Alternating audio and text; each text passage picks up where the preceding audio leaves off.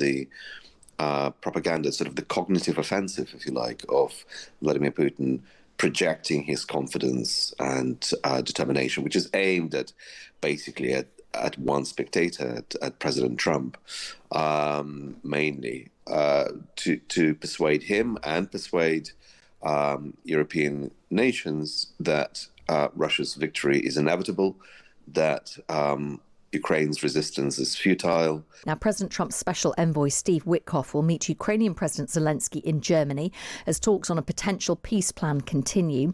Overnight, a White House official said there could be a chance at peace. And President Trump says a lot of progress has been made in recent days. But substantial differences remain over security guarantees for Ukraine and, of course, the issue of territory.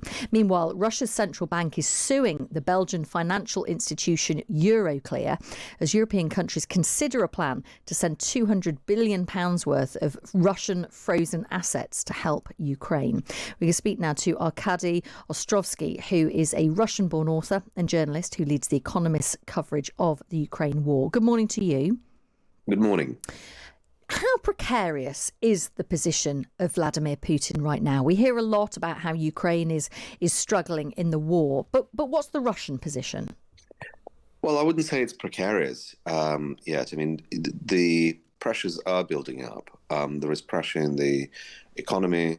There is pressure in kind of social fabric of the country, which has been increasing. I would describe it as gaps, really, starting to become more obvious. The gaps between the propaganda, sort of the cognitive offensive, if you like, of Vladimir Putin projecting his confidence and determination, which is aimed at basically at one spectator, at President Trump, mainly, to persuade him and persuade European nations that Russia's victory is inevitable, that Ukraine's resistance is futile, and that he is going to march on.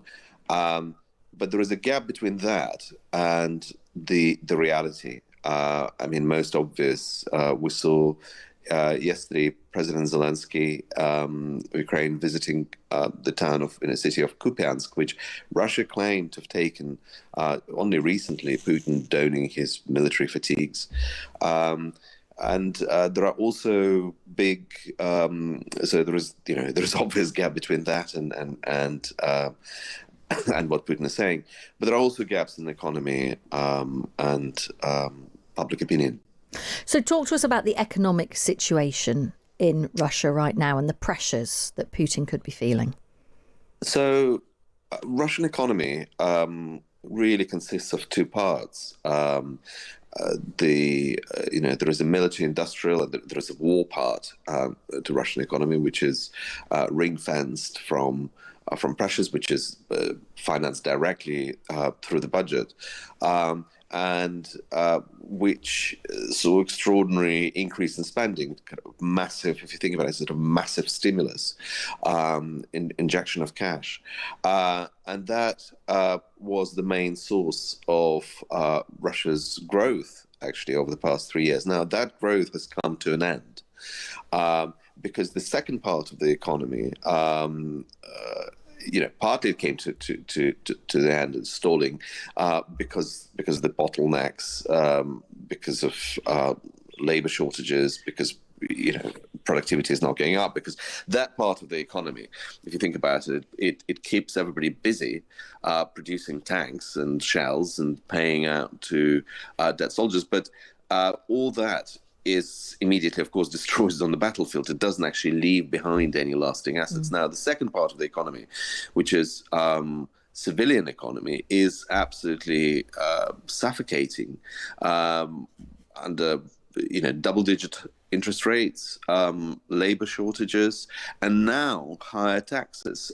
Basically, Putin is now running a budget deficit of 3%. Now, this might not be very big by European standards, but it's the question of how you finance it. And basically their revenues, particularly now with the oil and gas revenues going down, the oil prices going down, there's obviously sanction pressure.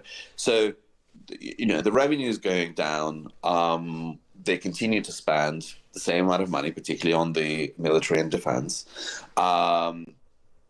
sectors, and he can't finance it other than going to people and basically extracting more money from them by raising taxes. And that clearly, for the first time in 4 years, we were talking about how Russian economy is going to buckle. Of course, it was not going to buckle.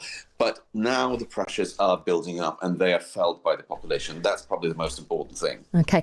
And talk to us a little bit about public mood there and support. You talked about the gap between what they're being told and the reality. Are they starting to see more of the reality?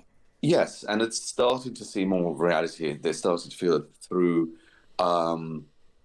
I would say they're starting to feel more of the reality through pressures of the economy, because you look at you look at opinion polls, and people, 3 people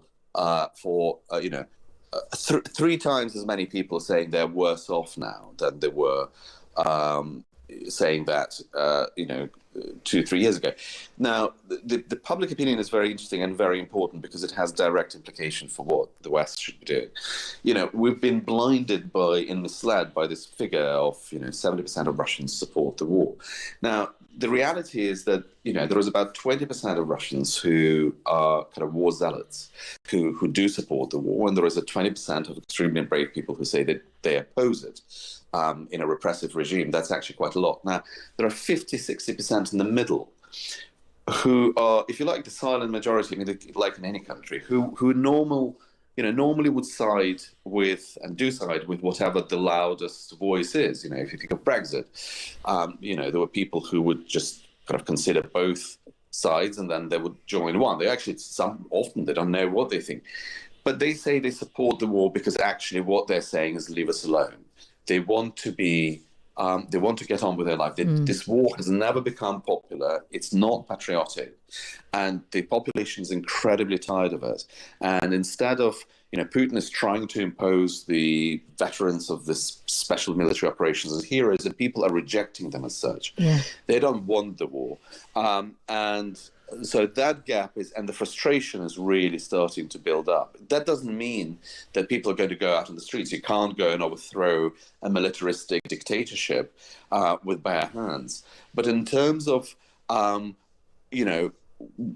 Putin's ability to mobilize, in terms of Putin's ability to continue the war, that does put a constraint. And I think it's those people who the West should be appealing to, saying, look, you don't need this war. We don't consider ourselves at war with you. It's really important that 50% of in the middle starts to shift towards what is all this about. Really interesting. Thank you so much for speaking to us this morning. That's Arkady Ostrovsky, who's a Russian-born author and journalist who leads The Economist's coverage of the Ukraine war.